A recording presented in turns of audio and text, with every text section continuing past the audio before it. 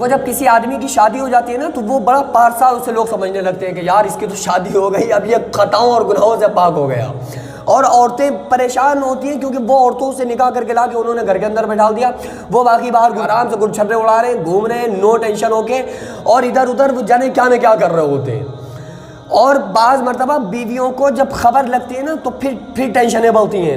عورتیں کہتی ہیں کہ اب ہم کیا کریں، ہمارا شوہر کے ناجائز تعلقات ہو گئے، اور وہ لوگ اسے بڑا پارسا سمجھ رہے ہوتے ہیں یار کہ اب تو یہ بالکل جبریل بن گیا، یہ فرشتہ بن گیا، کیونکہ اس کی تو شادی ہو چکی ہے.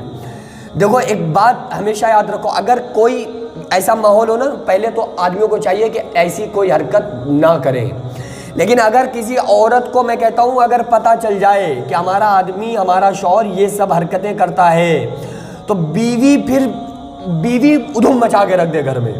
سارے برتنوں کو توڑنا، پھینکا پھیوڑی، اور جو کام جتنے وہ کر سکتی ہے نا گھر کے اندر وہ سب کرنا شروع کرے، بونڈر مچا کے رکھے. اس کے علاوہ کوئی دوسرا اس کے پاس آپشن ہی نہیں ہے. شوہر اتنا شریف تھوڑی ہے جو ایک بار میں تمیز سے مان جائے گا، آپ کتنا بھی سمجھاؤ اسے مانے گا نہیں. وہ ایک بار داڑھ لگ جائے تو دوبارہ پھر اسے، آپ فطرت سے اگر ہٹ جائے، داڑھ لگ جائے غلط، تو پھر وہ دوبارہ فطرت پہ آنا اس کا بہت مشکل پڑتا ہے. آپ سمجھاؤ، بیوی سمجھائے گی کہ اے میرے شوہر ایسا نہ کرو، وہ کہے گا ٹھیک ہے بیگم میں نہیں کروں گا، لیکن وہ جب اللہ کی نہیں مان رہا ہے بیوی کی کہاں سے مانے گا؟ اگر وہ جب اللہ رسول دین اسلام کی نہیں مان رہا ہے تو بیوی کی مانے گا؟ تو اس کا آپشن کیا ہے کہ وہ بیوی پھینکے، توڑا پھوڑی کرنا شروع کر دے. اور اگر پھر بھی نہیں مان رہا ہے تو پھر وہ مطالبہ کر دے کہ بھائی میں تمہارے ساتھ نہیں رہ سکتی، یا پھر مجھے بھی اجازت دو کرنے کی. کوئی شوہر دے گا بیوی کو اجازت کہ جاؤ ہاں ٹھیک ہے تم بھی کرو؟ نہیں دے گا. وہ اپنی بیوی کو تو پارسا بنا کے رکھنا چاہتا ہے، لیکن دوسروں کی بیویوں کو بیوی نہیں سمجھتا ہے.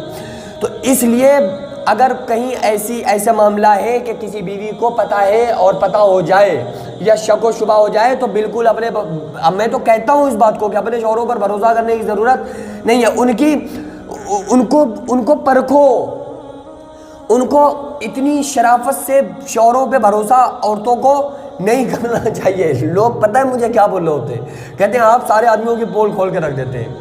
بھائی آدمی ہے ہی یہی سے، میں کیا کروں؟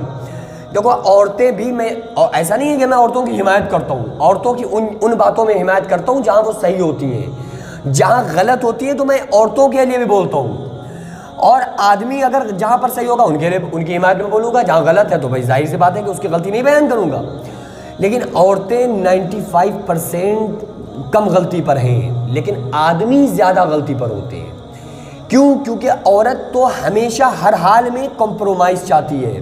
بھائی اس نے اپنا گھر مکان، بیوی، اپنا گھر مکان، ماں باپ، والدین، بہن بھائی، اپنے رشتہ دار، عزیز و اقارب، سہیلیاں کو چھوڑ کر صرف اپنے شوہر کی ایک محبت کے سارے آئی کہ نہیں آئی؟ کیا اس نے سب کچھ چھوڑ دیا اپنے شوہر کے سارے؟ تو اب وہ کیوں چاہے گی کہ ہماری یہاں سے بھی انبن ہو جائے؟ وہ کیوں چاہے گی؟ وہ تو یہ چاہے گی کہ بھائی ہمیں تمیز سے رہنا چاہتے ہیں، ہمارا شوہر تمیز سے رہے. اور عورتوں کی بہت بڑی ڈیمانڈ نہیں ہوتی ہے یار، جو تم لوگ سوچتے ہو کہ بہت بڑی کوئی ڈیمانڈ نہیں ہے. عورتوں کی ڈیمانڈ صرف اتنی ہے کہ وہ چاہتی ہیں ہمارا شوہر ہم سے محبت سے بات کرے، بس ہم سے خلوص سے، اخلاص سے، پیار سے بات کرے نا. بس بیوی کو لگتا ہے کہ دو جہان کی حکومت اس کو مل گئی، اس کو تاج محل مل گیا. اگر کوئی شوہر دو لفظ بیوی سے محبت سے بات کر لینا تو اس کے لیے گفٹ، یہ تاج محل سے بڑا اس کے لیے یہی گفٹ ہے کہ چلو ہمارے شوہر نے ہم سے تمیز سے، محبت سے بات کر لی. لیکن شوہر یہی نہیں کر رہے ہوتے. شوہر جو پیسے والے تھوڑے سے ہوتے ہیں نا، وہ کہتے ہیں لو پیسہ بتاؤ کیا چاہیے، کیا ہے، اپنی خواہشات بتاؤ. یار اس کی بیوی کی خواہش یہ ہے کہ تم اسے ٹائم دو، بیوی کی خواہش یہ ہے کہ تم اسے وقت دو، اس کی خواہش یہ ہے کہ تم اس کی باتوں کو سمجھو. بیوی کی خواہش یہ ہے کہ ہمارا شوہر ہم سے محبت سے بات کرے. پیسے کی لالچی نہیں ہوتی ہیں عورتیں.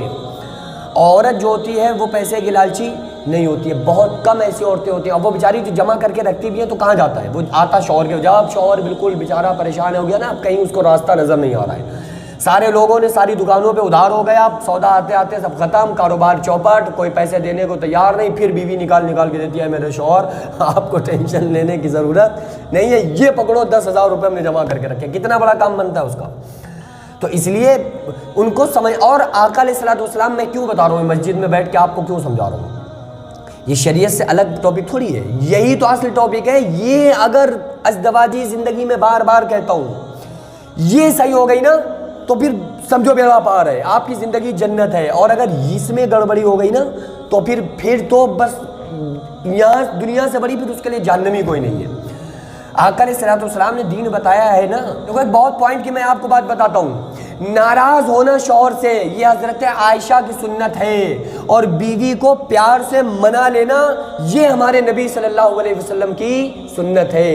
تو بھائی حضرت عائشہ ناراض ہو جاتی تھی نا رسول اللہ صلی اللہ علیہ وسلم سے، دین بتانا تھا حضور کو، کسی بات پہ ہو گئی، وہ ویسا والا ناراض نہیں، بس ایسا ہی جو میاں بیوی والا، وہ حضور کو چونکہ دین اسلام بتانا تھا تو ہو جاتی تھی۔ تو حضور صلی اللہ علیہ وسلم اپنی بیوی حضرت عائشہ کو پیار سے منایا کرتے تھے، اور محبت میں حضور نے اپنی بیوی کا نام رکھا تھا حمیرہ، جیسے آج سکون اور وغیرہ وغیرہ میں مسجد ہے نا، تو اس لیے میں وہ نام لینا اچھا نہیں لگ رہا ہے مجھے، ٹھیک ہے، ورنہ میں اپنی اسٹوڈیو میں جب میں بیان کرتا ہوں تو میں لے لیتا ہوں ان ناموں کو بھی۔